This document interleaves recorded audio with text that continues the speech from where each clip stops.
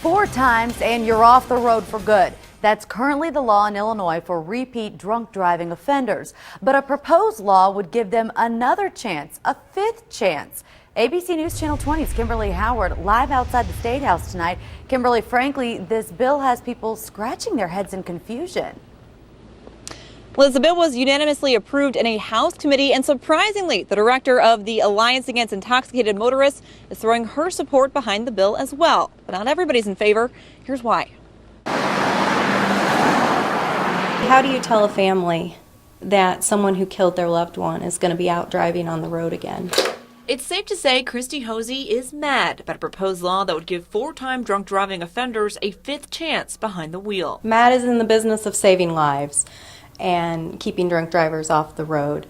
In our eyes, 1 DUI is a DUI too many. As it stands, 4-time DUI offenders in Illinois can never drive again. But State Representative Elaine Neckritz wants to change that. She says many repeat offenders end up driving illegally anyway, and this legislation will help regulate them. She says it will also help people like recovering alcoholic and 4-time DUI offender Michael Geaver, who teaches Alcoholics Anonymous classes to lead people back to sobriety. It's those kinds of stories that we've heard from, frankly, all over the state that are prompting us to move this bill forward. The bill doesn't just forgive 4-time drunk driving offenders by giving them their license back. They have to go through an AA program and prove that they've been sober for at least 3 years. Even then, they only get a restricted driving permit, which limits the time of day they can drive and the places they can go. And then I think the big thing is that you'd have to use a breathalyzer for the rest of your life.